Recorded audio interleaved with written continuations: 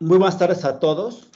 Bienvenidos a los seminarios de Economía del Departamento de Economía y Finanzas de la Universidad de Guanajuato. El día de hoy cerramos con el año 2020 con broche de oro. Tengo el gran gusto de presentarles a un viejo conocido y amigo desde hace varios años, el doctor Daniel Ventosa Santaolaria, quien es académico en la División de Economía del Centro de Investigación y Docencia Económicas, el CIDE, e investigador del Banco de México. Daniel Ventosa es doctor en Economía, Matemática y Econometría por la Universidad Aix-Marseille II y tiene amplia experiencia analizando series de tiempo económicas, tanto en el sector público y en particular en el INEGI, Secretaría de Hacienda y Crédito Público y Banco de México, como en el sector educativo, en particular la Universidad de Guanajuato y el CIDE, por supuesto. Su área de investigación es de econometría teórica, de series de tiempo no estacionarias, y de esto ha publicado alrededor de 40 artículos especializados en revistas internacionales de gran prestigio. Por eso actualmente es miembro del Sistema Nacional de Investigadores nivel 3. El día de hoy nos presenta el tema Inverse Balassa-Samuelson Effect in Mexico, the role of the oil sector. Adelante, Daniel, y bienvenido. Bueno, pues muchísimas gracias por la presentación. También muchísimas gracias por la invitación a participar en el seminario de la Universidad de Guanajuato de Economía. La verdad es que es un placer volver a estar en ese foro. También la verdad es que me hubiera gustado mucho más poder haberlo hecho de forma presencial, pero en fin, las cosas pues son lo que son. En todo caso, tengo un gusto genuino muy grande de volver a compartir, aunque sea virtualmente, un espacio con ustedes y de que me den la oportunidad de presentar un trabajo de investigación que todavía está en ciernes, todavía le estamos cambiando algunas cosas. Y bueno, más o menos dispongo como de una hora, presumo, es que no estoy seguro. Sí, alrededor de una hora, hora y cuarto, por ahí. Ok, entonces voy a tratar de ceñirme a esa hora. Entonces les platico un poquito la génesis de este paper. El paper está hecho con dos coautores, Arnoldo, que trabaja en el BID, y Sebastián, que era estudiante del CIDE y actualmente, bueno, ya acabó, y de hecho ahorita está trabajando en la misma dirección en la que yo estoy en el Banco de México, ¿no? Entonces, básicamente lo que están viendo es una versión pulida, muy pulida, de la tesis de licenciatura de Sebastián. Y bueno, creo que el contexto es relativamente interesante. Como de hecho, pues Manuel por ahí debe saber, pues el tema del tipo de cambio ha sido algo que yo he estudiado mucho, la mayor parte de las veces de hecho con él.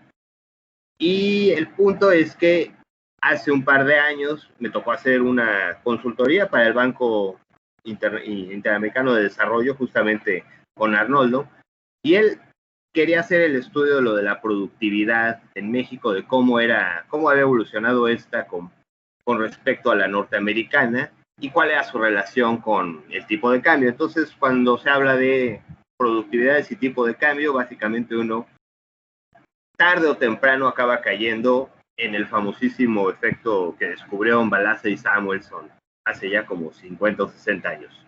Entonces, cuando hice ese estudio de consultoría con Arnoldo, pues la verdad es que encontramos resultados bastante interesantes y fueron lo suficientemente interesantes como para que consideráramos convertirlo en un artículo, y así fue. Y en particular coincidió cuando estábamos lidiando con los cambios solicitados por los referees, que Sebastián se acercó a mí y me pidió que que le dirigiera la tesis. Y uno de los cambios que nos pidieron en aquel paper estaba basado en una crítica, porque habíamos construido las productividades, la mexicana y la norteamericana, con base en el PIB per cápita, para acabar pronto, ¿no? Entonces, eso no le gustó a la mayor parte de los referees. Dijeron que era una medida que estaba muy sesgada de la productividad, que había que probar con algo más. Básicamente nos dijeron háganlo con el Total Factor Productivity, y en fin, le estábamos dando la vuelta a ese referee como pude, pues de alguna manera, pero entonces lo que pensé, aprovechando la tesis, vamos a hacer un nuevo modelo construyendo correctamente la famosa medida de productividad, y esa fue de origen la idea principal de la tesis de Sebastián. Entonces lo fue construyendo y honestamente el modelo al que él llegó pues fue francamente muy, bueno, superó mucho mis expectativas. El modelo salió pero muy bien. Y de hecho, las productividades las sacamos con base en otra tesis del CIDE de otro chico que pues la sacó literalmente, pues creo como le gusta a los micros, ¿no? O sea, construyó la medida de productividad. Él lo hizo más para la productividad, lo hizo para el PIB potencial y lo sacó con fundamentos microeconómicos, partiendo de una función de producción, etcétera, etcétera. Al rato les voy a platicar más de esa parte. Y de hecho, Sebastián aprovechó todo ese know-how de la otra tesis para construir las medidas de productividad y extrayendo el famoso residual de Solow. Y, en fin, los resultados fueron muy buenos. De hecho, el modelo era mejor que el original que había salido en la primera colaboración con Arnoldo. Entonces, cuando vi los resultados, pues, le propuse a Arnoldo, dado que él había estado como en la versión original de esa idea, pues que si quería participar y pues sí, le quería agregar algo. Y entonces él, de hecho, no solo aceptó, sino que dijo, oye, pues esto está mejor explicado, mejor construido lo de la productividad. Pero además, se me ocurre que quizá podríamos ir un escalón más, es decir, ya podemos explicar que hay un problema con la productividad de México en relación a la norteamericana que al final implica una fuerza de depreciación más o menos sistemática en nuestro tipo de cambio. Es como un Balazs Samuelson, pero al revés. El Balazs Samuelson, yo creo que muchos ya lo han visto por ahí. Creo que surgió de la necesidad de explicar por qué el yen japonés se la pasaba apreciándose. Y bueno, a nosotros nos pasa igual, pero exactamente al revés, ¿no? La explicación con Japón es que su sector de bienes comerciales pues, tenía incrementos de productividad relativos al otro sector mucho mayores que sus socios comerciales. Pues a nosotros nos pasa al revés, tenemos incrementos de productividad que no necesariamente son incrementos y definitivamente son inferiores a los de nuestro principal socio comercial, que es Estados Unidos. Entonces, la cuestión es que eso, digamos que ya estaba semi explicado en el artículo anterior, con una medida no muy satisfactoria de productividad. Este sí lo cumplía mejor, pero Arnoldo propuso irnos un paso más atrás y decir, bueno, pero ¿qué parte de los bienes comerciales son los que tienen la productividad con tan mal desempeño? Y entonces, la hipótesis de Arnoldo, y creo que aportamos evidencia de que esa hipótesis es correcta, es que es la productividad en el sector de minería y petróleo. Entonces, o el subsector de minería y petróleo. Nos pudimos separar minería y petróleo porque no está esa distinción, o no, nosotros no la encontramos esa distinción en las cuentas del INEGI. Pero en fin, creo que no es demasiado grave. La parte de minería es una parte muy pequeña de ese subsector. Básicamente todo ahí es Pemex o petróleo, para ser más preciso. Entonces, hecho este preámbulo, bueno, nada más cierro un poquito antes del preámbulo. Encontramos que realmente una parte de la pérdida de productividad en términos relativos que genera una depreciación en el tipo de cambio, básicamente se gesta debido a la productividad que hay en el subsector de petróleo o minería y petróleo. Hecho el preámbulo, ahora sí, les cuento un poquito cómo vamos a organizar esta presentación. Son muchas subsecciones, pero no se preocupen, son muy cortas, no es tan terrible la cosa. También tengo que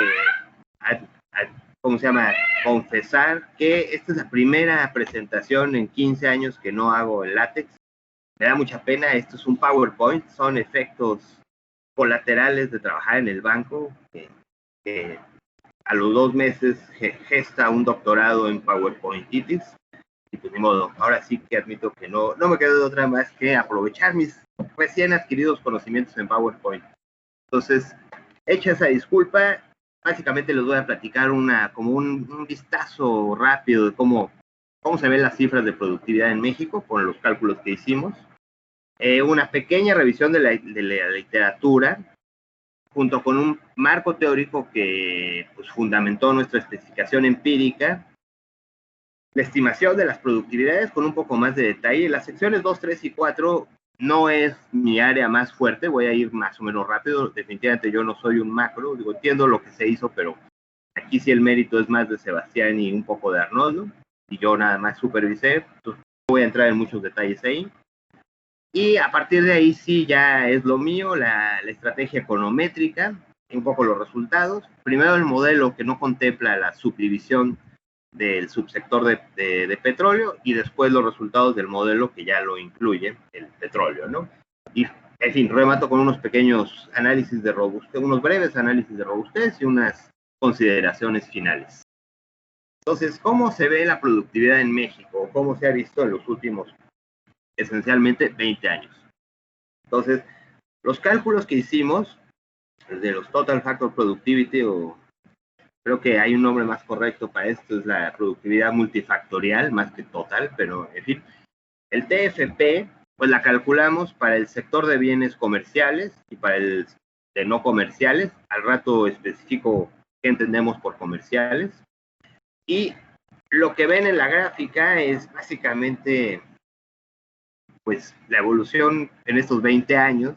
Y pues la productividad del sector de bienes comerciales se ha caído. Quizá no de forma precipitada, pero su tendencia es definitivamente a la baja, mientras que la de no comerciales más bien ha tenido, excepto ya en el último tirón de los datos que obtuvimos, ha ido creciendo en el tiempo. La parte sombreada que ven ahí es la crisis de la gran recesión, pues ahí sí todas cayeron, pero fuera de ese hiatus, pues básicamente las tendencias son pues muy marcadas. La de comerciales va decreciendo, la de no comerciales ha ido subiendo. Entonces, el diferencial entre ambas definitivamente pues, se ha modificado en el tiempo, y es este diferencial con respecto a ese mismo diferencial en Estados Unidos, nuestro socio comercial, que generaría una fuerza de depreciación en el tipo de cambio. Entonces, bueno, siguiente, digamos, como nota referente a la productividad, ya en el sector de las de los comerciales, los subsectores a los que tenemos disposición para calcular las productividades, está el subsector de petróleo y minería, en conjunto con el de agricultura y manufacturas. Eso es lo que nosotros consideramos como los bienes comerciales. Está basado en algo que leímos en Física Intrusic. Y pues como verán, ahí las manufacturas han estado más o menos estables, con una pequeña tendencia a la baja al final del periodo que estimamos. Petróleo y minería definitivamente son las que han caído, mientras que agricultura pues está más o menos estable, y de hecho al final del periodo estudiado pues más bien ha ido subiendo. Entonces, este es un poco el panorama de cómo están las productividades en los bienes, en el sector de bienes comerciales. Creo que queda muy claro que va hacia abajo la del petróleo. Entonces, ¿qué ha pasado en el petróleo? Tampoco creo que esté yo contando nada que ninguno de los que están aquí presentes no sepa. Pues básicamente se ha caído la producción. Todo esto coincide con el cese o el agotamiento de Cantarell en el Golfo de México, pues que ese era nuestro pozo maravilla, y pues básicamente ya no le queda gran cosa. Y pues en fin, las cosas o las extracciones y exploraciones que han hecho después pues no han permitido revertir la caída de la producción del petróleo. Obviamente también hay una caída del petróleo básicamente desde 2014, que supongo que no ayuda mucho a nuestra compañía paraestatal. En todo caso, pues pasamos de un superávit en la balanza de productos petroleros a un déficit, porque eso además también por algunos subproductos derivados del petróleo. Y eso de hecho contrasta mucho con lo que ha pasado pues con los otros países de América del Norte, en particular con Estados Unidos. Digo, Estados Unidos es un productor mucho más grande que nosotros, de hecho está en otra escala en la gráfica, pero el punto es que con el petróleo de lutitas, creo que se dice en español, el famoso fracking, pues han aumentado enormemente la producción de petróleo, y de hecho ellos ya son exportadores, o ya lo podrían ser, porque tienen una legislación un poco extraña al respecto. Canadá en una escala menor, pero también ha aumentado su producción. Digo, de América del Norte somos nosotros los que hemos visto cómo el petróleo, pues cada vez sacamos menos. Entonces, este es un poco el escenario de las productividades y muy breve y sucinto del sector petrolero y de su producción. Entonces, lo que nosotros observamos es que pues, la productividad del sector comercial con respecto al no comercial ha disminuido. Y pues creo que también para todos pues han visto cómo el tipo de cambio básicamente sigue una tendencia, pues digo, no es absoluta y perfectamente sistemática, pero tarde o temprano nuestra moneda se ha ido depreciando.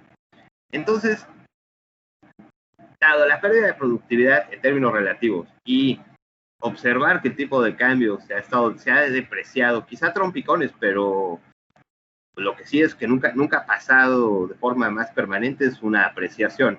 Entonces siempre tiende hacia la depreciación. Esas dos observaciones pues nos hicieron pensar en que quizás podríamos estar viviendo es un Balazs Samuelson al revés.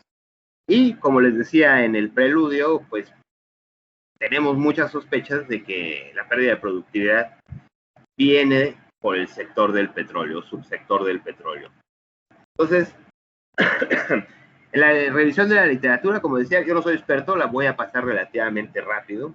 En fin, el concepto o la idea del fenómeno de Balazs Samuelson lo descubrieron estos dos autores de forma simultánea en el 64 y básicamente se refiere que a un aumento en la productividad del sector comercial relativo al otro, pues conlleva una apreciación de largo plazo del tipo de cambio. Hay pocos estudios, al menos en mi opinión, que estudien cómo es el Balazs Samuelson en economías emergentes o en desarrollo. Encontramos alguno, por ejemplo el de Chaudhry Khan, que tiene un panel y de hecho encuentra algo de evidencia de este famoso efecto Balazs Samuelson. Pero en fin, o sea, no es muy detallado. Para México, lo que también tenemos es que el diferencial de productividades entre comerciales y sector comerciales y no comerciales, pues ha estado cayendo desde el 2002. Entonces, el único estudio que tenemos cercano al tema que nos interesa, o que nosotros encontramos, es uno de Mendoza. También hay uno de Urrutia que no está mencionado aquí, pero al rato de hecho, creo que Manuel lo conoce porque lo discutimos algo en algún paper que hicimos, pero para esta revisión de literatura nada más menciono el de Mendoza. Que en fin, o sea, encontró una cierta relación en que la variabilidad del tipo de cambio en buena medida se debía a la variabilidad de los precios de los bienes no comerciables con respecto a los comerciales. Es decir, hay muy poquita literatura, hay mucha literatura de tipo cambio real, pero creo que hay poquita, o sea, se reduce muchísimo la cantidad de investigaciones cuando se incluye lo de las productividades en los determinantes del tipo de cambio. Y bueno, está otro que pues no cambió el mundo, pero digo, es justamente la antesala de este paper, es el que hice con Arnoldo hace unos años, que con una medida que no es tan satisfactoria de productividad, pues mostramos que sí, esa pérdida de productividad con respecto o relativa a Estados Unidos causaba depreciación en el tipo de cambio. Y creo que en este paper vamos a dar una mucho mejor explicación. Hoy no voy también. Ok, un poquito más de revisión de la literatura. Entonces hay que mencionar a Rogoff y de Gregorio y Wolf, que empezaron a hacer o desarrollaron modelos en los que se explica mejor la función que tiene el diferencial de productividades entre comerciales y no sectores comerciales y no comerciales para determinar el tipo de cambio real. En particular, el segundo par de autores, de hecho, encuentra que es necesario, es importante incorporar en la determinación del tipo de cambio los términos de comercio, que son los precios de exportación entre los precios de importación, porque también tienen una función que jugar en la determinación del ¿cómo se llama?, del tipo de cambio. Entonces, una cosa que vale la pena es que mencionar es que de Gregorio y Wolf ya hacen la crítica de que para hacer las estimaciones de productividad no es una buena idea utilizar pips per cápita porque podría generar resultados sesgados, y de hecho recomiendan ampliamente usar mejor lo de la productividad multifactorial o el Total Factor Productivity, y hacen una serie de argumentos. Un segundo. Hola, estoy en la reunión. Sí, ya. Hacen una serie de argumentos para, en fin, en los que creen que es mucho mejor utilizar la medida de productividad de Total Factor Productivity. Finalmente, y este es un paper importante porque de ahí sacamos buena parte de nuestro propio modelo, está el artículo de Bordo y coautores, en los que proveen un modelo teórico muy bonito, a saber de los macros, que de veras lo leyeron, que no soy yo, del tipo de cambio real en términos de la productividad relativa entre bienes comerciales y no comerciales, entre dos países, y ahí en ese paper también sale, o en ese modelo, que es importante tomar en cuenta los términos de comercio, de intercambio, precios de exportación entre importación, y de hecho muestran que justamente esos términos de intercambio o de comercio podrían darle la vuelta al efecto el efecto Balazs-Samuelson, ¿no? Digo, ese ya es el objetivo del paper de Bordo. No es el nuestro, pero creo que se me hizo interesante mencionarlo. Y más importante aún es que ese es el modelo con el que nos vamos a basar. Justamente ese modelo lo presento todavía más sucintamente aquí. Entonces, lo que hacen es una variante del modelo de Balazs-Samuelson, que asume que hay dos países que se especializan en producir un conjunto de bienes comerciales y no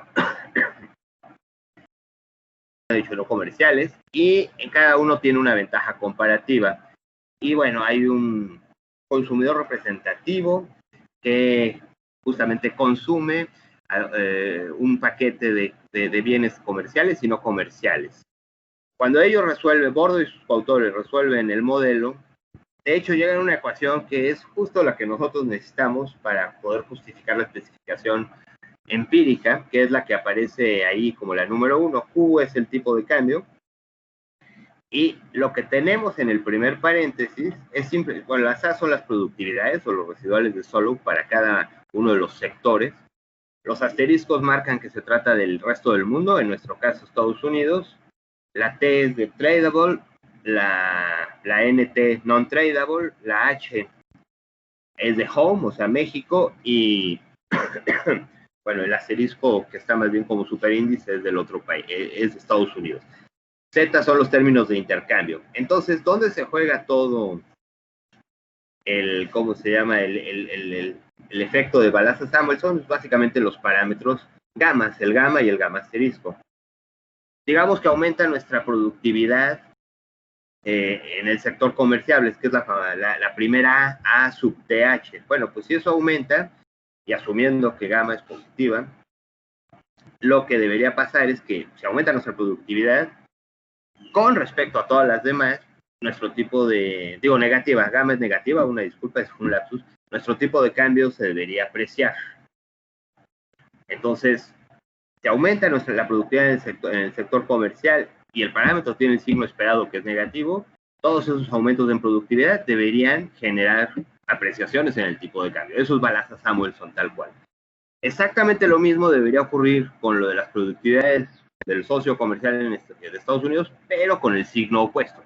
Es decir, si aumenta la productividad del sector comercial de Estados Unidos, nosotros lo que deberíamos observar es una depreciación de nuestro tipo de cambio. Entonces, bueno, digo, esa es la ecuación, grosso modo, que nosotros nos gustaría estimar, y solo le vamos a hacer una pequeña enmienda porque encontramos varios papers. Hay uno particularmente importante que es de Fari y Gabé del 2016, que aboga por esa teoría un poco en desuso, creo, pero quizá no tanto, diferencial de tasas como un factor determinante del tipo de cambio, ¿no? La de Covered Interest Rate Parity hipótesis, en el que básicamente dice que si aumenta el diferencial entre tasas, lo que implica obviamente que la prima de riesgo en nuestro caso de México, aumentó, pues para que todas las cosas queden iguales y no haya posibilidades de arbitraje, lo que debería pasar es una depreciación de nuestro tipo de cambio. Entonces, Hecha esta aclaración, ahora sí, ya nada más me falta explicar todavía más rápido que lo anterior cómo construimos las productividades o las medidas de productividad. Y bueno, primero doy algunas ventajas y también desventajas de hacerlo así. Entonces, para poder estimar la especificación que teníamos acá, o sea, poder pasarla a datos, pues necesitamos estimar un montón de productividades. Y pues, digamos que en Estados Unidos no había mucho riesgo de que nos faltara algún dato. En México no era tan claro, pero hay que admitir que encontramos toda la información requerida. Y de hecho, en particular, nos pasamos un poco en el paper de Urrutia y Mesa, que está citado abajo del cuadro a la derecha. El caso es que para poder calcular esa TFP, bueno, asumimos una función de Produkton-Cobb-Douglas, hasta donde yo entendí cómo lo hicimos, y necesitamos una serie de variables, necesitamos medir el capital, el trabajo, necesitamos una serie de parámetros o los exponentes que acompañan a los factores de producción. Esos no los sacamos del INEGI, por descontado, los sacamos un poco, creo que como es la usanza en estas metodologías, de distintas fuentes, ¿no? Entonces, en particular, utilizamos muchos de los que utilizaron, utilizamos los de Burgoyne y sus coautores, que son más para los parámetros de Estados Unidos, y también tenemos otra fuente que es de Valentini y Herrendorf, y Escrivá Pérez, y otros coautores, ¿no? Entonces, el cuadro que está a la derecha son los parámetros que utilizamos para poder obtener el famoso residual de Solow. Y como les dije muy rápido en el preámbulo, eso en realidad lo usamos para un paper que hice con un exalumno con otra finalidad. Y la ecuación para sacar el residual de Solow es la que aparece hasta abajo. Creo que es bastante estándar, no debería sorprender a uno. Es el producto arriba, capital y trabajo, con sus respectivos exponentes asociados, ¿no? Entonces, con base en esta metodología lo fuimos sacando. Los datos no voy a tener mucho, no es particularmente interesante. Bueno, quizás es interesante, pero no voy a tener mucho. Creo que es fácil de replicar. Obviamente utilizamos los datos del INEGI, pero también del BEA en Estados Unidos para obtener la contraparte norteamericana. Los datos de trabajo son de la encuesta de la ENOE, de la Encuesta Nacional de Empleo y Ocupación, que también es del INEGI, y del lado americano del Bureau of Labor Statistics. Quizá la parte más complicadita es cómo sacábamos lo del stock de capital. Entonces, esta teoría, hasta donde yo pude leer, está basada en los ¿cómo se llama? Ahí se me fue la palabra, los stocks perpetuos, perpetual inventories, se me fue la palabra para traducirlo correctamente, donde simplemente el stock de capital es igual a la inversión. El stock de capital en el tiempo T más 1 es igual a la inversión en T más el capital que había antes, pues depreciado, ¿no? Entonces también hay que encontrar por ahí en la literatura algún parámetro para ese famoso delta que deprecia. Por ahí está mencionado. De hecho, lo sacamos de Burgoyne et al., que es la última línea de esta lámina. Y bueno, estos son detalles de cómo construimos las series de productividad. Si alguien tiene más dudas, yo encantado les doy más datos, sobre todo necesitaría también incorporar a alguno de mis coautores por si la duda es muy complicada, pero esto es laborioso y sobre todo costó encontrar los datos, pero salió y creo que salió bastante bien. Entonces, en fin, los restantes datos son muy básicos. Las series básicamente siempre están en logaritmos.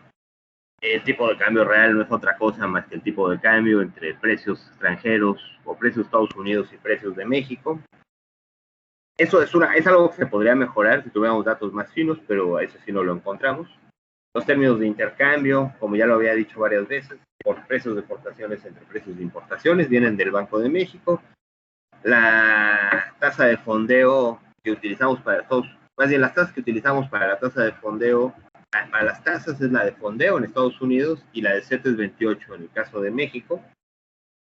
Y, en fin, algunos datos eran, eso creo que me lo brinqué en la lámina anterior, los datos de productividad eran anuales, hicimos una interpolación. Es un poco fuerte el supuesto, pero creo que no es demasiado abusivo. En este caso eran datos En fin, o sea, todo lo acabamos pasando a datos trimestrales, algunas series eran mensuales, entonces simplemente hicimos promedios para los trimestres. Entonces, ahora sí, por fin paso a la parte en la que me siento más cómodo, la especificación ya empírica, ¿no? Entonces, como les decía, utilizamos la especificación de Bordo et al, adicionada del diferencial de tasas, que nos inspiró, por decirlo de alguna forma, el paper de Fari y Gabé. Y bueno, en la anotación anterior el tipo de cambio era Q, aquí lo pongo más a la usanza econométrica, es el Real Exchange Rate. Las productividades tienen exactamente la misma notación, ya no usamos las gamas, son los parámetros econométricos beta 1 y beta 2. Tenemos otro parámetro para el diferencial de tasas reales y otro parámetro obviamente para los términos de intercambio. Todas las variables están en logaritmos, o sea que es relativamente fácil. Perdón, todas menos menos las tasas de interés están en logaritmos, es relativamente fácil interpretar los parámetros que nos salen. Y aquí va una intuición de qué es lo que esperaríamos. La primera creo que ya la había dado. En el primer paréntesis está el diferencial de nuestras productividades, así que esperaríamos que si aumenta la productividad en el sector comercial, la A sub T minúscula, esa es la productividad del sector comercial o de bienes comerciales. Si eso ocurre, lo que esperaríamos es que nuestro tipo de cambio se apreciara, es decir, esperaríamos que beta 1 fuera negativo. En el diferencial de productividad norteamericano, el segundo paréntesis, pues es nuestro socio, todo debe ocurrir al revés, entonces esperaríamos que beta 2 fuera positivo. Si se cumple lo de las tasas, como ya lo había platicado, esperaríamos que si el diferencial aumenta, porque aumenta la prima por riesgo para México, pues esperaríamos que hubiera una depreciación del tipo de cambio para que se quedara todo igual. Y finalmente los términos de intercambio, esa creo que no la dije antes, también esperaríamos pues, que el parámetro fuera positivo. Y eso básicamente obedece a que si los costos de comercio aumentan, esto implicaría que básicamente que o el numerador aumentó o el denominador bajó, pero sobre todo el numerador aumentó. Y ese deterioro de los términos de intercambio también se debería traducir en en que el tipo de cambio se depreciara un poco. Como podemos con facilidad o con seguridad asumir que México es una economía abierta pequeña y precio aceptante sobre todo, consideramos que los términos de intercambio no deberían ser una variable endógena al sistema, sino más bien exógena, ¿no? Porque creo que México no determina los precios, o creemos, y creo que es un supuesto bastante estándar y plausible, o más que estándar, lo importante es que sea plausible. Entonces, aquí nada más les platico, la otra, en la lámina anterior, a la que me regreso, es el modelo sin tener en cuenta la cuestión del subsector de petróleo. Aquí sí les presento lo que hicimos con el petróleo. Lo que hicimos es que agarramos la ecuación de Bordo, y sorprendentemente ahí sí me metí, pese a que era macro pura, o para al menos lo que yo entiendo como macro pura, y la estuvimos moviendo para ver cómo podíamos encontrar una especificación en la que el precio, que la productividad del petróleo quedara aislada. La verdad tenía muchas ventajas que hubiéramos logaritmeado o aplicado logaritmos en las variables. No fue tan complicado obtener la especificación que ven en la ecuación número 3. Esta es la que sale de modificar la ecuación de Bordo, y tenemos la productividad del petróleo aislada. Teta 1 y teta 2 son las proporciones que hay de, ¿cómo se llama? Del sector de petróleo en los bienes comerciales. Es un parámetro, es un parámetro positivo, es un ponderador. Y bueno, logramos aislar la productividad, una ecuación en la que la productividad del petróleo, pues queda claro cómo debería afectar el tipo de cambio.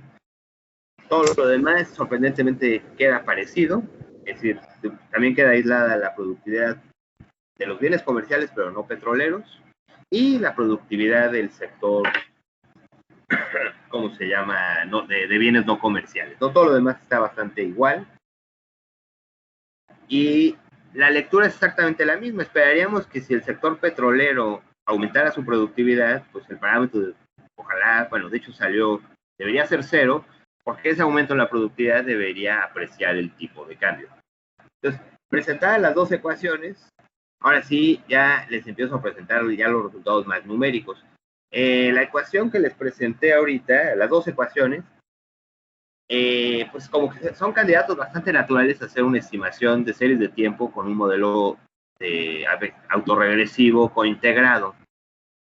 Ahorita van a ver por qué, o bueno, no, quizás debe poner otra ecuación, pero la cuestión es que estas dos ecuaciones, la 3 y la 2, pues son relaciones estáticas, como podrían considerarse relaciones de largo plazo, en caso ya más en la jerga econométrica que económica, o sea, variables que cointegran, que mantienen una relación muy sólida a lo largo del tiempo. Entonces, pues decidimos que eso íbamos a probar, un modelo BEC o un VAR con mecanismo de corrección de error, un BEC.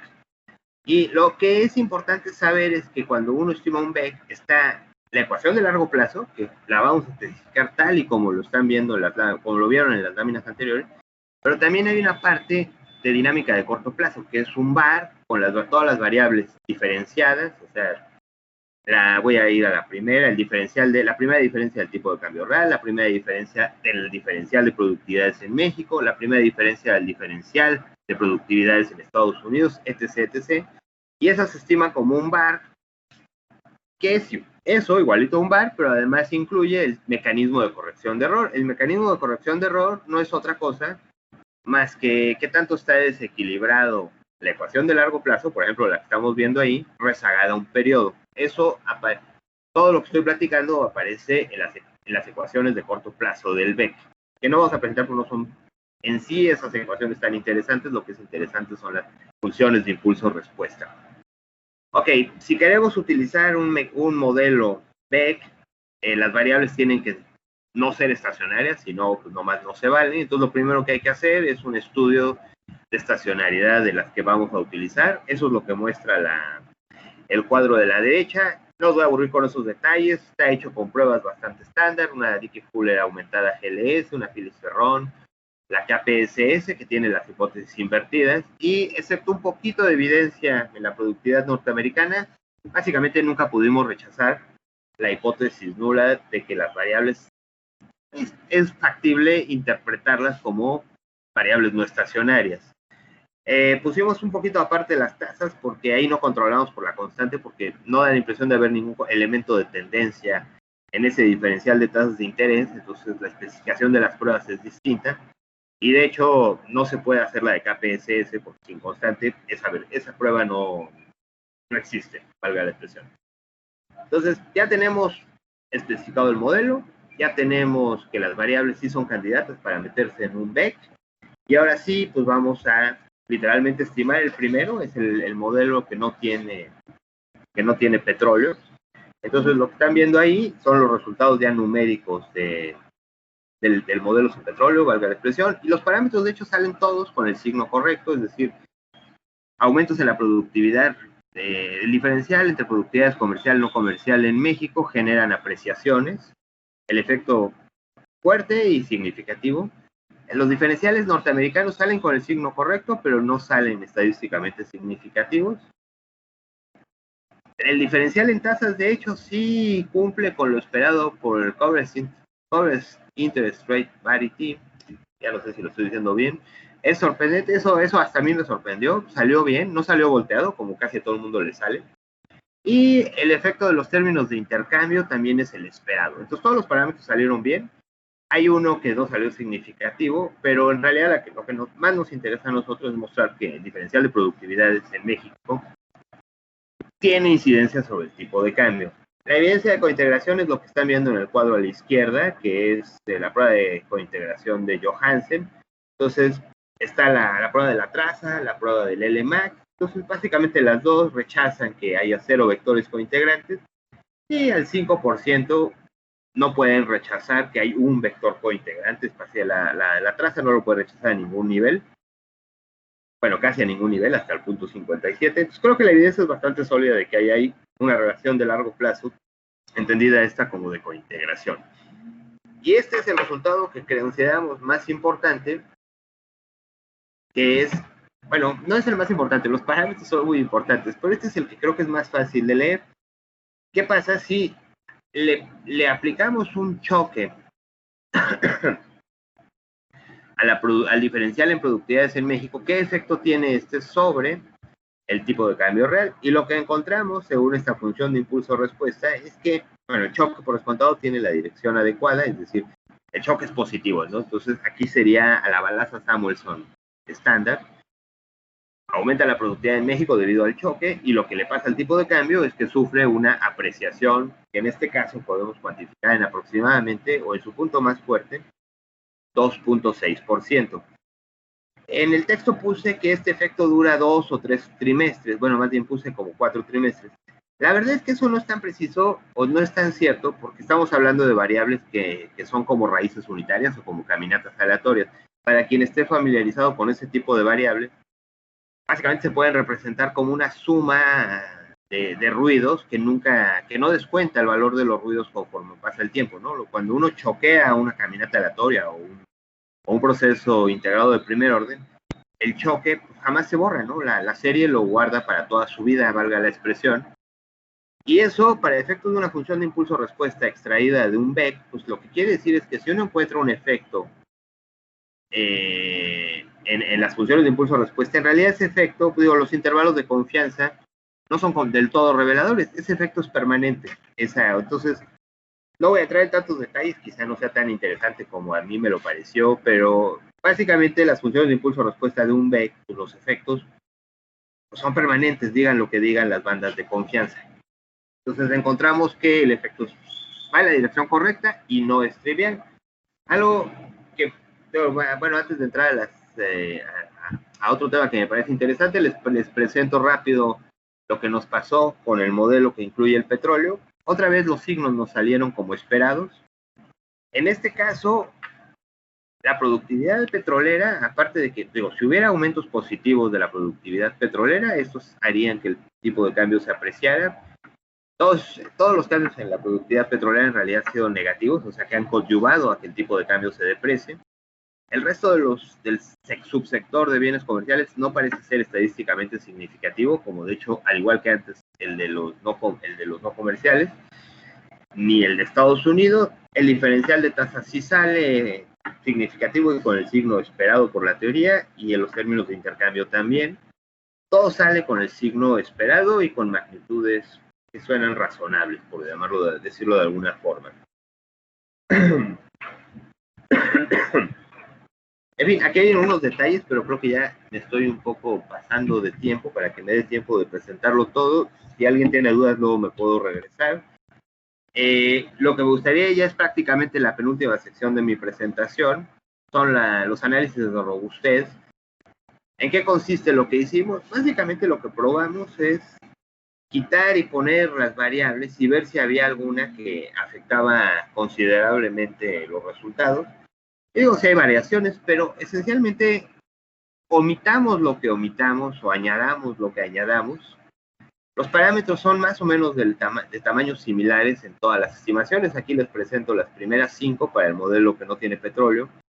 Bueno, el factor que afecta o el parámetro que acompaña al diferencial de productividades en México, pues básicamente está entre 0.6 prácticamente y 0.7. Los otros pues no hay mucha comparación porque luego no los pusimos, pero en fin, el de diferencial de productividades en Estados Unidos, inclusive hemos podido poner una especificación en la que es significativa, nada más que nos pareció que era mejor regresión la otra. Pero, digo, y en esa de hecho sale relativamente grande. Ahí sí hay un poco de diferencia entre los últimos dos y los primeros, y hay un cambio de signo que no nos gustó en la ecuación 2, pero no es significativo, por suerte. Las tasas, ahí donde las probamos, siempre sale, el diferencial de tasas siempre sale positivo y estadísticamente significativo, y lo mismo sucede con los términos de intercambio. Cuando nos pasamos a los análisis de robustez del modelo que sigue el petróleo, pasa algo más o menos parecido. O sea, el orden de magnitud de la productividad del sector petrolero, pues quizá habrá que revisarlo un poco a la baja, está entre 0.3 y 0.5, bueno, menos 0.3 y menos 0.5. Encontramos una especificación donde el sector comercial no petrolero tenía un signo negativo y significativo, eso quizá es más discutible. El de no transable, la productividad del sector no transable nunca salió significativa, pero los otros dos, el diferencial de tasas y los términos de intercambio, salieron bien y siempre con órdenes de magnitud parecidas. Los últimos dos renglones de este cuadrote, básicamente lo que refieren es que especifiquemos como especifiquemos el modelo, siempre obtenemos evidencia de cointegración. Aquí faltaría presentar la segunda prueba, la segunda parte de la prueba, pero creo que ya lo mejoraré para alguna otra presentación. Pero lo que sí les puedo garantizar es que siempre salía que las variables cointegraban, o sea que es muy robusto el resultado estadístico de cointegración. Y bueno, ya como la última parte que me gustaría exponer sobre los resultados empíricos es lo que le llaman, bueno, no sé, yo creo que algunos de ustedes ya la conocen, es el Forecast Error Variance Decomposition o la descomposición de la varianza del error de pronóstico del modelo, ¿no? Entonces, como es un BEC o un BAC o integrado, pues obviamente podemos hacer pronósticos de las variables. Da igual si son buenos o malos, digo, no ese es el objetivo de este paper. Lo que es importante es que así como podemos sacar el pronóstico, también podemos sacar la varianza de ese pronóstico, ¿no? Se puede estimar esa varianza. Y bueno, quien dice varianza está hablando de incertidumbre. Y entonces, lo que hace esta descomposición de la varianza, que bien podría llamarse descomposición de la incertidumbre, es que ve, bueno, pues yo puedo hacer los choques de cada una de las variables endógenas, ¿no? En este caso, el tipo de cambio, del diferencial de productividades en México, del diferencial de Estados Unidos, del diferencial de las tasas de interés entre México y Estados Unidos, no de la exógena, porque esa sí no es, pues, no forma parte de la forma en la que se calcula el forecast, solo es entre endógenas, y cada una podría ver, bueno, qué cantidad, por decirlo pronto y mal, qué cantidad de incertidumbre me generaría en el pronóstico del tipo de cambio el choque de cada una de estas variables. Y eso es lo que están viendo graficados. Está normalizado a 1 para poder como clasificarlas o ordenarlas. Entonces, como es estándar en este tipo de análisis, pues digamos que la incertidumbre que suscita el propio tipo de cambio al principio es altísima, son las barras en rojo, al principio es como el 90% de toda la varianza del pronóstico del tipo de cambio, el 90% se podría atribuir a la incertidumbre que genera el mismísimo tipo de cambio. Todas las demás variables al principio aportan muy poco, pero conforme pasan los periodos, ahí es donde se pone más interesante, o al menos en mi opinión. Literalmente, el diferencial de productividades en México, que está graficado en verde, después de, digo, esto está hecho para, ¿cómo se llama? Perdón, para 6 años, o sea, 24 trimestres. Al final del día, el diferencial de productividades en México realmente tiene una capacidad nada trivial de explicar qué le pasa al tipo de cambio, ¿no? Digo, representa, en términos técnicos, casi el 30% de la incertidumbre del pronóstico del tipo de cambio. Es casi tan importante como el tipo de cambio en sí. Sorprendentemente, o quizá no tan sorprendentemente, el diferencial de productividades en Estados Unidos, que debe ser mucho más estable, no tiene gran capacidad de explicativa, o no es un factor tan importante.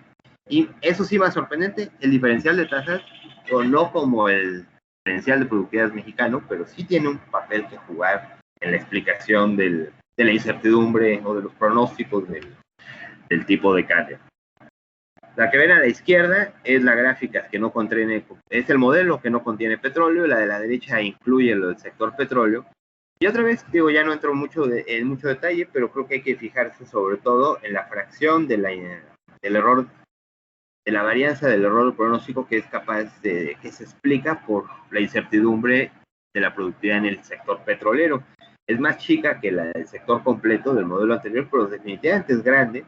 Yo diría que es casi 20% aproximadamente, después son las barras verdes. Y bueno, aquí sí, eso es más sorprendente porque no lo dejaba adivinar el modelo tal cual estimado. La incertidumbre derivada del sector no comercial, pese a que parecía no muy importante en los resultados del modelo, cuando lo vemos en esta gráfica, pues no es tan trivial. Quizás sea 10-15% de la capacidad, digamos, de emular la varianza o la incertidumbre del tipo de cambio. El diferencial de tasa sigue teniendo un rol importante. El diferencial de productividad estadounidense no. Eso es más o menos igual que en el primero. Y pues al final de cuentas creo que todos los resultados que les estoy presentando lo que apuntan es a decir, pues sí, hay una fuerza originada en el diferencial de productividades en México que básicamente tarde o temprano nos deprecia, nos obliga a la moneda a depreciarse. Y sí, el sector petrolero ha sido tan maravillosamente improductivo y lo sigue siendo cada vez más, así que pues dicho muy pronto, muy mal, y haciendo la aclaración de que esto es mi opinión y no la de las instituciones en las que labora ninguno de los autores de este trabajo, pues básicamente creo que pues, Pemex podría considerarse como un gran candidato para ser acusado de que nos deprecia el tipo de cambio, porque básicamente es un barril sin fondo. Entonces, hechos o presentados estos resultados, ya me paso a conclusiones mucho más formalitas. Creo que la primera que es importante es la producción de petróleo en México había estado cayendo en los últimos, ahí dice 15 años, pero en realidad son 20. Y esto ha redundado en una pérdida de productividad del sector que al parecer incide sobre la depreciación del tipo de cambio. Entonces, pues para nosotros esto es vilmente el Baraza Samuelson, pero en versión economía emergente, pues con triste noticia.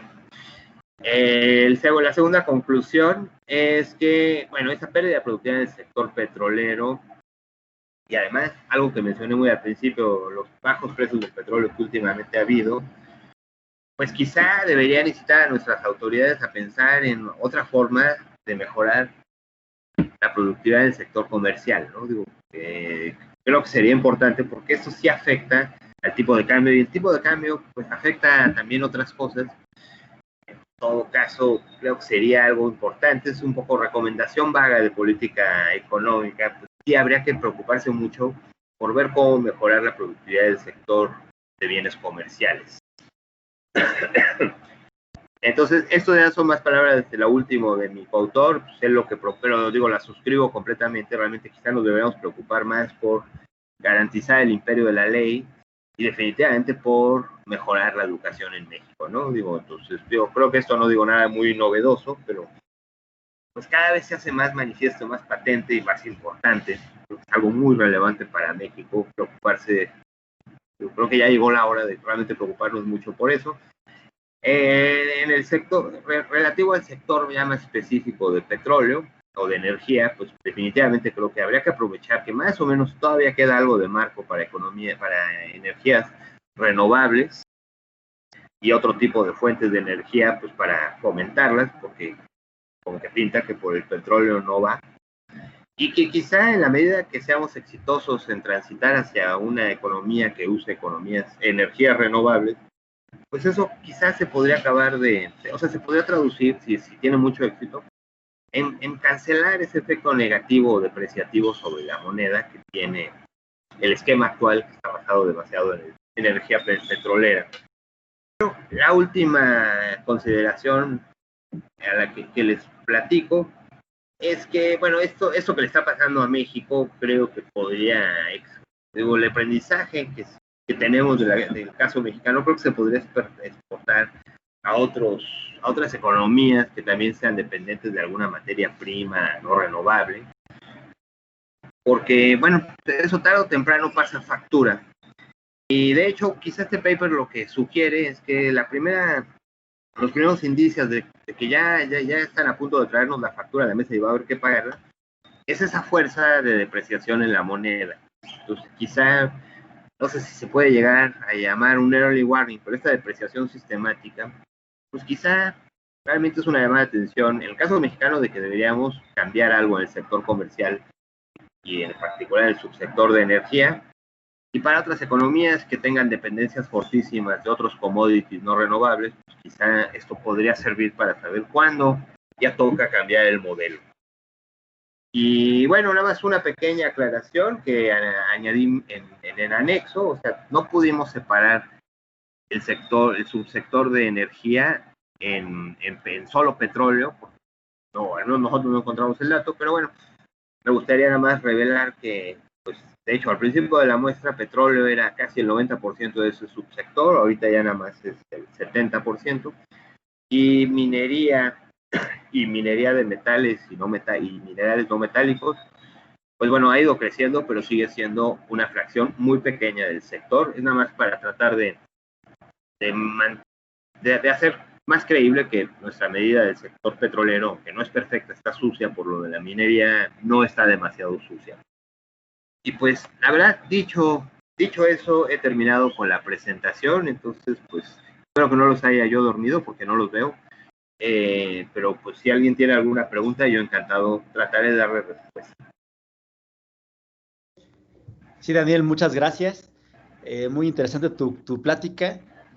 Creo que algunos resultados no le van a agradar a nuestro presidente, pero bueno, fuera de eso, me parece que fue bastante bien, muy claro. Si hay algunas preguntas que surgieron durante tu conversación, no te quisimos interrumpir, pero aquí va la primera, el Ari, por favor.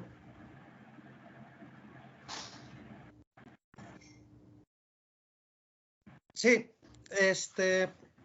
ahí cuando presentas el modelo en la ecuación 3, al hacer esa decomposición, cuando tienes las A's para oil y demás, básicamente el parámetro que tienes es un beta 1, ¿no? Que es el beta 1 que multiplicaba al paréntesis donde tenías la A de tradable menos la A de non-tradable, ¿no? Pero luego lo que haces en la estimación es que realmente estimas 3 betas. O sea, tienes 3 parámetros diferentes, uno, ¿no? Ya no es el mismo beta, ya no es beta 1, ya son otros betas, ¿no? Entonces, desde el punto de vista de lo que presentaste como ecuación, a lo que luego tú estimas, ¿no? Tratando esas betas como diferentes, ¿cuál es la intuición para eso? Bueno, a ver, déjame ver si estoy seguro de entender por dónde vas. En el modelo de petróleo definitivamente sí se modifica y queda un poquito más dubitativa el pasaje del modelo teórico al empírico, a la especificación empírica. Pero en el que no incluye el petróleo, bueno, digo, en el teórico lo llamábamos gamas, pero pues, corresponde perfecto a esa beta, o no estoy seguro de seguirte, digo, no hay ninguna alteración, no hay ningún parámetro que lo ensucie, ¿o cómo? Vale, ¿tienes la ecuación 3? ¿La puedes compartir? Sí, aguántame un segundito.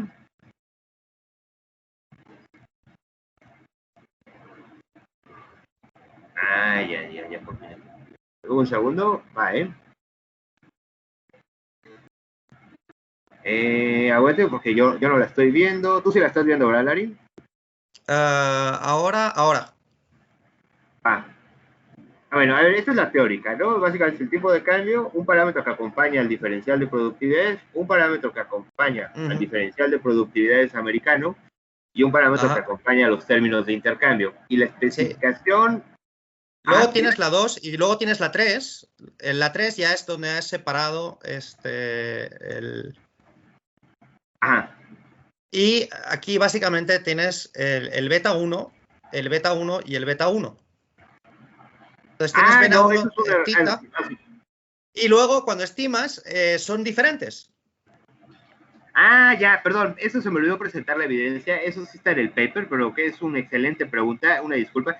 Los dejamos libres, pero después hicimos la prueba de hipótesis, o sea, no van a quedar iguales porque los beta 1 van multiplicados por los parámetros, por los ponderadores que representa cada sector, ¿no? Teta 1 y teta 2. Pero sí hay forma de hacer una prueba. Pero son dados esos sí, las tetas son dadas. Ajá. Sí, eso, o sea, y además, pues como son proporciones, pues no, digo, no tienen ciencia, ¿no? Digo, están entre 0 y 1.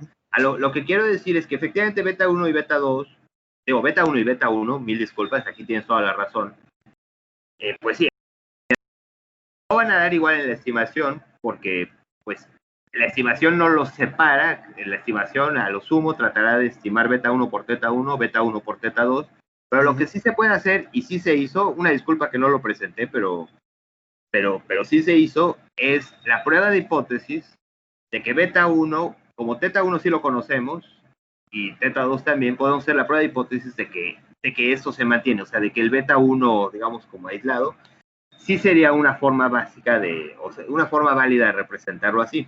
Hay un problema de identificación entre esos dos parámetros, beta 1 por teta 1, beta 1 por teta 2. Eso te lo concedo, digo, innegablemente. Nada más que al menos el signo no puede quedar alterado por el ponderador, porque el ponderador es positivo.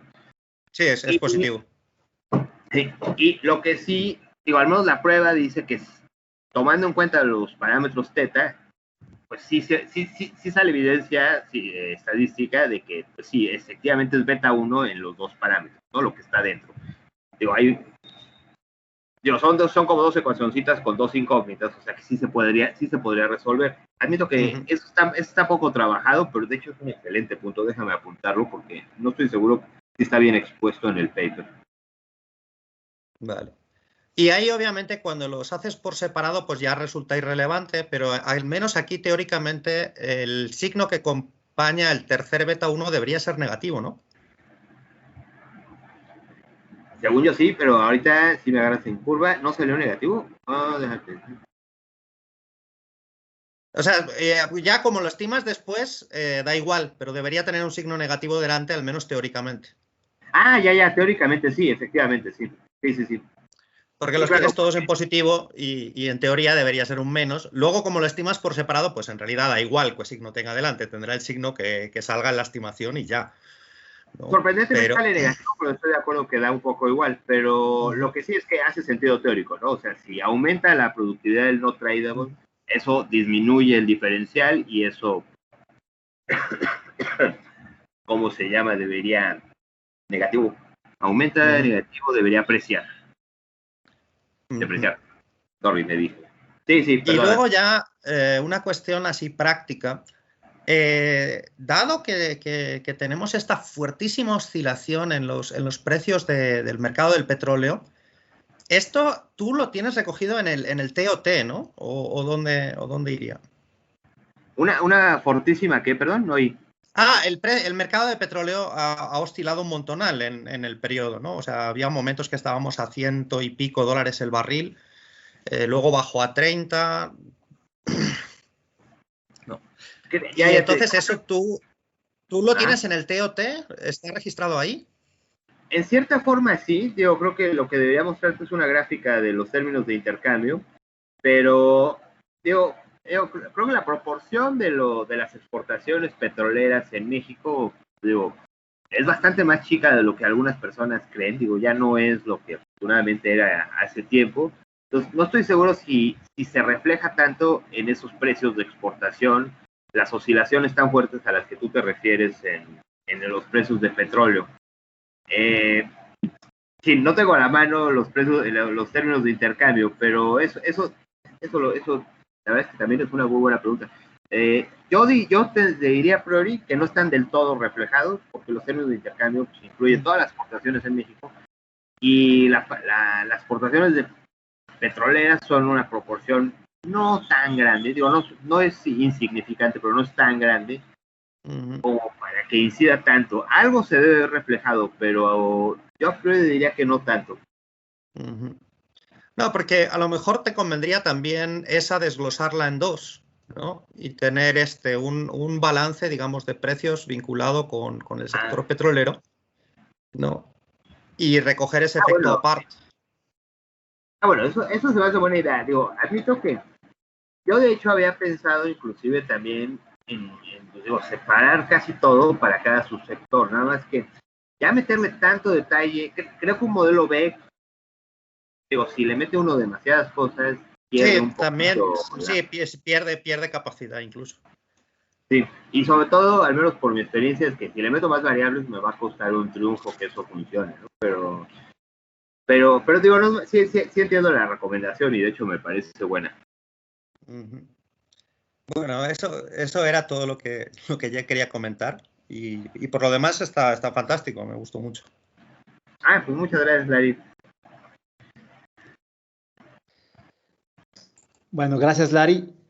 Por ahí había otra preguntilla en el transcurso de tu presentación de Fernando. ¿Andas por ahí, Fer? Sí, ¿qué tal? ¿No me veo o no me escucho o algo? ¿Te escuchas? Ya te ves también, sí. Sí te ves, yo nada más lo veo. Yo nada más veo un disco, pero sí te escucho bien. Ok, perfecto. No, pues bastante interesante, Daniel, y qué bueno que también además de PowerPoint ya usas Word y todas estas cosas del otro de otro lado. Sí, no, estoy en un progreso, cada vez soy más sofisticado en cómo hago mis cosas. Ya nada más me falta caer en eViews y ya estoy con todo. Bueno, eso ya dolió a varios aquí, pero bueno, una pregunta es como de metodología, ¿no? No entiendo, no sé mucho, la verdad, apenas he leído un poquito de esto, pero igual esta ecuación que comenta Larry sobre esta beta 3 y gamma 1 que tienes ahí, no sé si puedas compartir. Voy. Estoy compartiendo, ¿no? Ahorita deberías verlo. Sí, ahorita va a pasar. Ok, Ajá. entonces, esta beta 3 y gamma 1, pues no tienen, bueno, yo esperaría que tuvieran una relación indirecta, ¿no? Porque este TOT, pues tiene una relación con la cuenta de capitales y la cuenta de capitales, pues se mueve con el diferencial de tasas de interés y no sé si se resuelve este problema entre estas dos variables haciendo exógeno TOT, que no entendí muy bien la metodología, porque no lo sé mucho, pero sí entendería que esta beta 3 y gamma 1 pues están muy relacionadas, ¿no? Se mueve con la cuenta de capitales y se mueve con el diferencial de tasas de interés y después cuando tienes pues la estimación tiene un beta 3 bastante pues pequeño yo creo para después el resultado que tienes que en esta variance de composition que tiene un peso bastante grande el diferencial de tasas. No sé si hay algo ahí que no estoy captando o no sé, esta beta 3 y gamma 1. Bueno, hay una parte macro de cuentas nacionales que admito que creo que no te voy a poder dar una respuesta particularmente satisfactoria, pero en la parte econométrica, quizá aquí lo que falta es que yo mismo incurrí un poco en ese error en estimaciones de BEX anteriores. Es decir, para mí lo más importante era la ecuación de largo plazo, literalmente la que ahorita te presento la especificación en la pantalla. Pero pues en realidad no, o sea, digo, sí es muy importante, ¿no? Eso es innegable y los signos son harto importantes.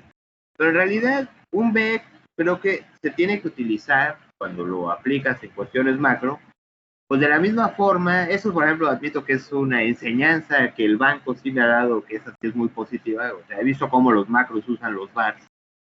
Al final de cuentas, digo, quizás sean solo los macros del banco, digo, eso sí, no estoy seguro si lo puedo generalizar, ni siquiera te podría decir si todos los macros del banco, pero al menos con los que yo tengo que interactuar, bueno, digo, sujeto a que el modelo más o menos pase una que otra pruebita y no de un parámetro completamente incoherente, la verdad es que a esos macros los parámetros, pues prácticamente no les importan en lo más mínimo. Todo se concentra en cómo son las funciones de impulso-respuesta. Entonces, te digo esto porque aquí yo no te puse las ecuaciones de corto plazo y la verdad, si tuviera la tableta con la que doy clases para poder hacer apuntes a mano al lado, creo que estaría, eso sí me falló, pero no la tengo conectada. Pero lo que tienes que considerar es que esta ecuación no es lo único que estimé.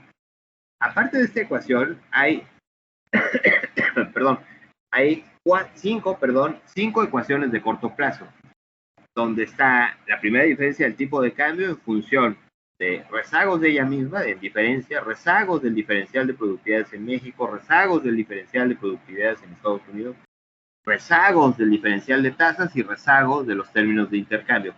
Entonces, ya, como esa tengo 5, ¿no? Ahorita te acabo de enumerar todos los parámetros que hay en la primera, que es la primera diferencia del tipo de cambio, pero también tengo otra ecuación para la primera diferencia del diferencial de productividades contra los rezagos de las diferencias de todas las demás, etcétera, etcétera. Además, cada una de esas ecuaciones de corto plazo incluye el famoso mecanismo de corrección de error. Y ahí sí, simplemente, si concibes la ecuación 2 que tienes en la pantalla como imagínate que es una Bill regresión, ¿no? Una relación lineal muy estándar, nada más añade el término de error. Ese término de error entra en las otras ecuaciones de las que yo te estaba hablando. Rezagado es lo que se llama el famoso mecanismo de corrección de error. ¿Y cómo funciona Bueno, si de veras la ecuación 2 es una relación de súper equilibrio de largo plazo, muy fuerte, muy robusta, todo en términos econométricos, pues los errores lo que representan es qué tanto te estás desviando de esa famosa relación de largo plazo. Entonces, al tú incorporarlo a las ecuaciones de corto plazo, de las que ahorita di harto detalle, rezagado, lo que le estás diciendo es, bueno, pero si hay un desequilibrio en la relación de largo plazo, pues eso se manifiesta en ese famoso error, y entonces tú lo metes en las de corto plazo, y si el parámetro, y lo tiene de hecho, tiene el signo correcto, pues de hecho hay una pequeña fuerza que justamente lo trata de reequilibrar, es decir, la variable explicativa error rezagado en las ecuaciones de corto plazo, si tiene los parámetros correctos, pues hace que los desequilibrios de la ecuación de largo plazo se disipen con el tiempo. Obviamente en cada periodo vuelve a haber un nuevo desequilibrio, pero también en las ecuaciones de corto plazo hay una fuerza que lo trata de borrar. ¿Para qué te hago toda esta explicación? Digo que parece un poco tangencial a tu pregunta. Bueno, es simple y sencillamente porque en realidad la relación no es solo los numeritos que presenté aquí, que déjame llego a unos, aunque sea el menos 0.6, el 0.2, el 0.022 y el 0.4. En realidad, lo que es interesante del BEC es la dinámica que se genera, ¿no? Digo, tú cuando calculas las funciones de impulso-respuesta, bueno, agarras los errores originales de las ecuaciones de corto plazo. Como esos errores rara vez son ortogonales los unos a los otros, pues, en aras de poder identificar el choque y aislarlo solo y poder decir que ese choque es de una variable en específico, lo ortogonalizas básicamente aplicando una transformación de Cholesky que te los deja ortogonales, y ya con eso literalmente lo inyectas en el sistema a través de una de las ecuaciones de corto plazo, y después ves cómo se dispersa ese choque, que primero pasa por una ecuación de corto plazo. Eso cambia una variable que a su vez afecta para el siguiente periodo la ecuación de largo plazo. Al alterar la ecuación de largo plazo, obviamente generas un nuevo error que se convierte en el siguiente mecanismo de corrección de error, que en este caso sí afecta a las 5 ecuaciones de corto plazo. Y ya es un círculo, ¿no? O sea, simplemente simulas el sistemita de 6 ecuaciones, la de largo con las 5 de corto, y ves literalmente qué efecto tuvo. Es una función de impulso-respuesta. Quizá estoy haciendo una explicación innecesaria. Mi punto es que en realidad mucho más importante que los parámetros es la función de impulso-respuesta que está abajo.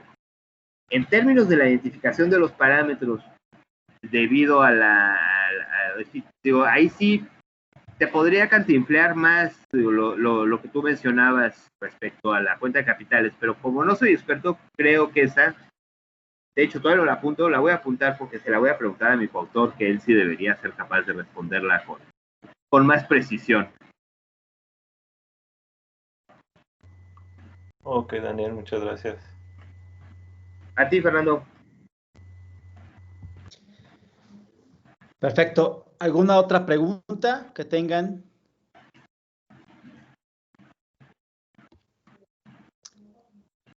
Bueno, entonces parece que no hay más preguntas, Daniel.